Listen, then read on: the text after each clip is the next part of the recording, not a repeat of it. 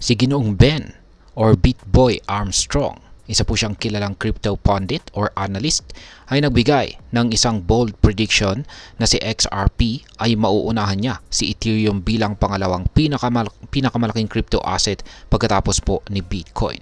Ayon sa kanya, tataas ang presyo ni XRP sa presyong $16.5 hanggang $22.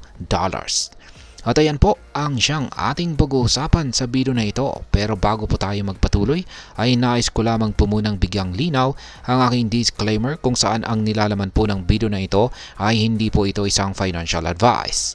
For education and information purposes lamang po ang layunin nito. Ayan. Yan po si Ginoong BitBoy sa mga hindi po nakakakilala sa kanya.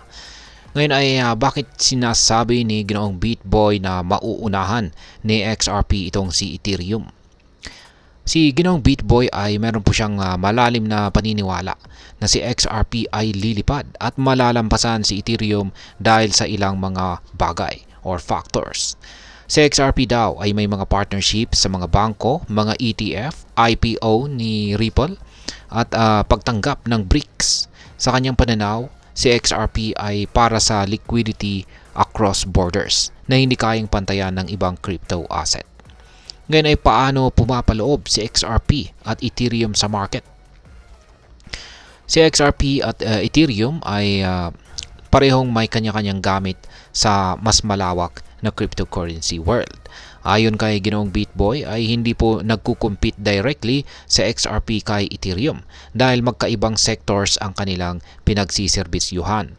Si Ethereum ay nagdo-dominate sa smart contracts space. Ayan. Habang si XRP naman ay kilala para sa mabilis na cross-border transactions nito. Ngayon ay magkano ang market cap ni XRP at Ethereum? Sa ngayon, ang market cap po ni XRP ay nasa $30.84 billion at ang presyo nito ay nasa 0.5439.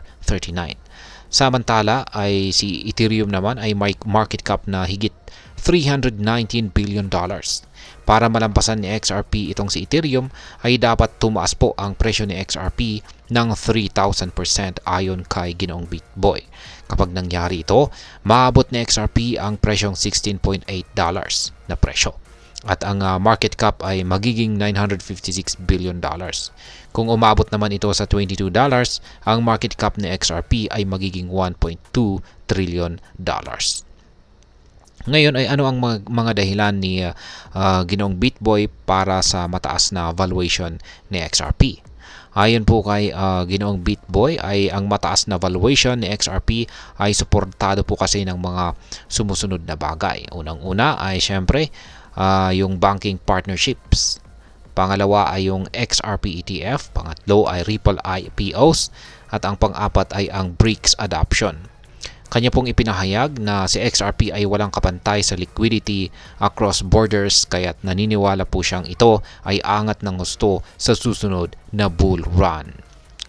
Ngayon ay ano ang sinasabi ni BitBoy tungkol kay Ethereum? Ayon po kay Ginoong BitBoy ay hindi aabot si Ethereum sa hindi po siya makakapagbigay ng 30 times na price surge katulad po ng inaasahan niyang mangyayari kay XRP. Pinunto po niya na noong taong 2018, saglit lang na nalampasan ni XRP itong si Ethereum at bumalik po agad sa ikalawang pwesto ang itong si Ethereum. Sa kasalukuyang bull run ay mas malakas daw ang performance ni Ethereum kumpara kay XRP. Ngayon ay ano ang realidad sa pagitan po ni XRP at Ethereum? Ang price action ni XRP ay hindi po kasing lakas ni Ethereum sa kasalukuyang bull run. Si Ethereum ay may year-to-date gain na 16%, samantalang si XRP naman ay may negative figure na 11.4%. Sa first quarter, si Ethereum ay malapit na pong maabot muli ang kanyang all-time high na higit po sa $4,000 habang si XRP naman ay hindi man lang ito nakalapit sa presyong $1. Ngayon ay ano naman ang aking masasabi tungkol dito? Ang aking pananaw po rito ay ang prediction nitong si Ginoong BitBoy na si XRP ay mauunahan niya si Ethereum ay isa po itong matapang na pahayag na may basehan sa ilang mga factors. Ngunit dapat nating tandaan na ang cryptocurrency market ay highly speculative at volatile. Mahirap po talagang sabihin kung ano talaga ang mangyayari sa hinaharap.